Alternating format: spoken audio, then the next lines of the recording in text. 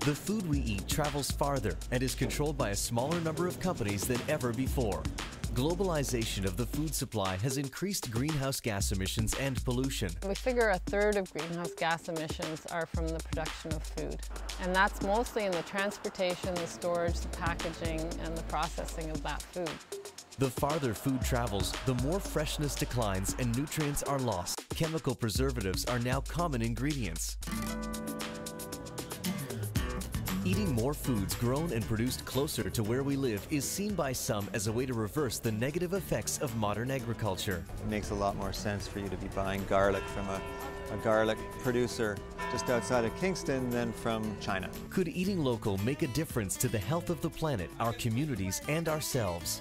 Fruits and vegetables would be fresher, local farmers would benefit, and we could reduce our carbon footprint. By eating local, you're helping the environment reduce the carbon footsteps because you can go to your next door neighbor, you can go to the farmer's market. Could it be that simple?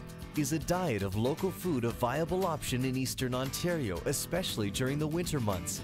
What exactly does eating local mean? Maybe you have to spend your Saturday afternoon and drop around and see a couple of different friends and neighbours in the communities to get all the things that you need to do that are sourced locally. Think about all the foods you'd have to give up because they can't be grown in our climate. No coffee, no tea, no bananas or olive oil, no salt and pepper, no chocolate. You probably couldn't shop at your favorite grocery store anymore.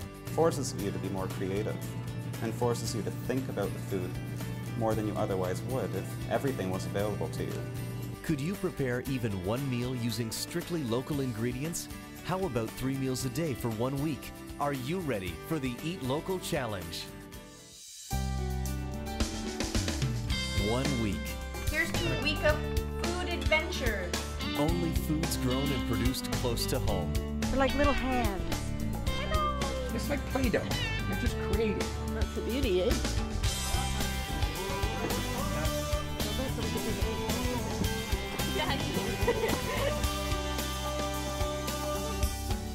Are you ready for the Eat Local Challenge?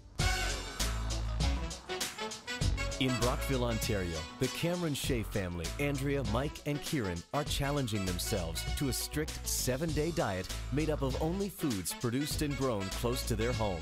My husband and I have been more conscious of where we're getting our food. We certainly haven't been extreme about it. I'd say maybe it's about half of our food is locally grown. I think this provides us with an opportunity to explore it further. Do you want to try peeling some of Peter Bunny's carrot? Healthier food choices have become more important to Andrea and Mike since their 3-year-old son Kieran was born. Since my son was just a few days old, he's had various neurological problems, mostly to do with seizures and some right side weakness. He got to a point where he was very sick just before he turned 1, and we always thought we ate well and had a fairly nutritious diet. But then we started to look at foods that actually can be harmful to some people. That's your pancake flour, buckwheat flour. Do you want to put that in the cupboard? Gluten seemed to be one of the things that, if you remove it from a child who has any sort of neurological problems, sometimes it can help. And we removed gluten and we found that our very sick son in many ways started to become well. Will the family be able to succeed at this challenge without compromising the special diet that has improved Kieran's health? I got a smart car. It's not smart. It's kind of like American beer. You can't get ahead on it. I go over to Wolf Island and drive by the Wolf Island turbines. The smart car gets sucked up.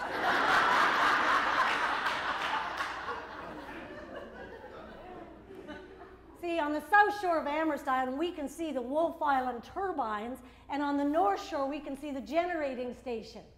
Country living, eh? It's excellent.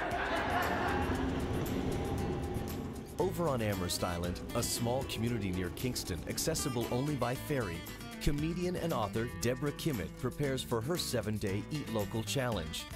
I certainly believe in it from an environmental and also from an economical point of view of supporting local farmers.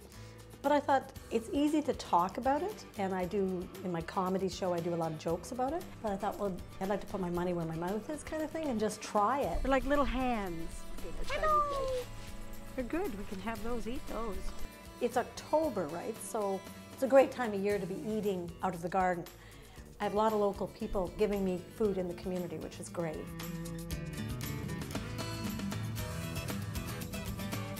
Over in Belleville, the staff at Engine Communications, an advertising and marketing company, prepare for their 7-day Eat Local Challenge.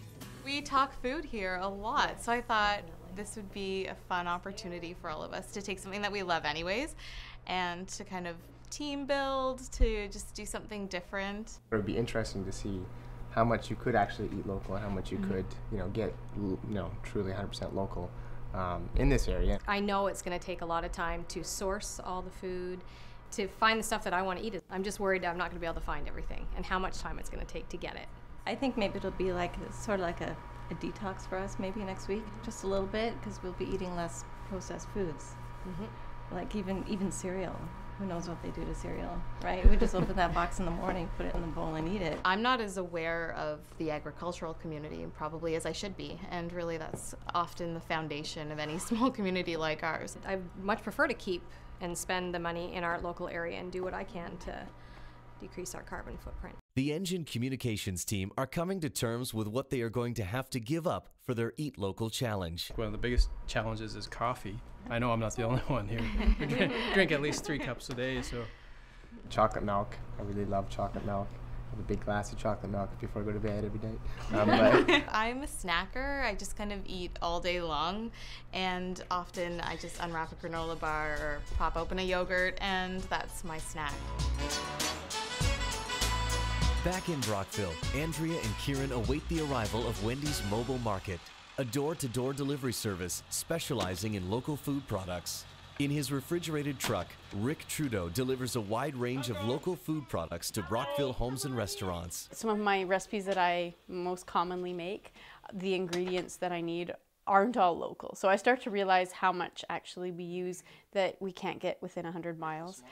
It makes me think creatively of how I can replace those things, but it also makes me appreciate them more because it reminds me that, for instance, olives. There's no olive grove near here. Picked this morning. This is goat's milk. It comes from a goat. Ground beef, that's Black Angus, that's from our farm. The watermelon. Oh my goodness. Have a party. Sweet corn is from our farm. The Swiss chard is from Picton. Buckwheat flour? Buckwheat flour from Picton. The kale's from Battersea. The leeks are from Battersea. I don't think we'll starve. We'll be able to find something to eat. I think it might take the whole week to eat the watermelon. Back on Amherst Island, comedian Deborah Kimmett begins her search for local food a few kilometers down the road at Topsy Farms. Ian Murray and Sally Bowen are part of this family-owned farm specializing in wool and lamb meat. Unable to eat solid food due to an environmental illness, Sally eats her meals through a tube. Nonetheless, she grows a bounty of natural food in her garden. When I was losing my capacity to eat, I was told by a nutritionist that if I could only eat about 2 or 3 things, this should be one of them. These are called what, Sally? Jerusalem artichokes. Okay, there you You go. have to dig to Jerusalem to get it. You're right. Is that one of them? That's one. There's probably 40 down there. 40? They don't really look like artichokes at all, do No, they? I know.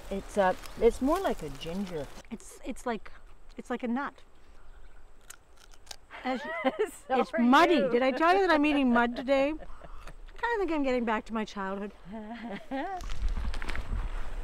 Yeah. Okay, now Did I take peel- the plant? Yeah, take the whole plant, cut that mud off. Wash your hands. It's kind of dirty. What?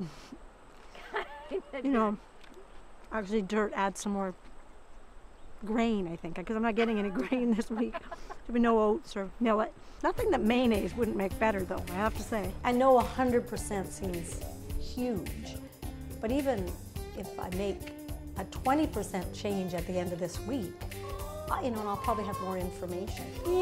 Kitty, no, that's Chicky, come on, chickies. Okay, I've had enough out of you. But do you mind? Can I just take a couple? I actually remember chickens attacking me, but I think that was when I was a little child. They just looked like they were attacking. Such hard work goes into food, and the more we get disconnected from it, we start to think it's just supposed to be accessible at all times. And when you actually went out and talked to Ian and Sally today, you realize there's a lot of work involved and making the connection between what you get out of the refrigerator and what you see on a farm. It's been making me very aware of what food is available, how I could be sustainable, how I can think ahead and just have the food that I need to live around me. Coming up on Eat Local Challenge on TVCOGECO, team spirit is high at Engine Communications as the staff tackle day 2 with a local food potluck. It took so long. I got to my soup at like 11:30, 12 o'clock last night. Plus, Deborah Kimmett gets the buzz on how to satisfy her sweet tooth. Now, those beans coming home with me or fried beans?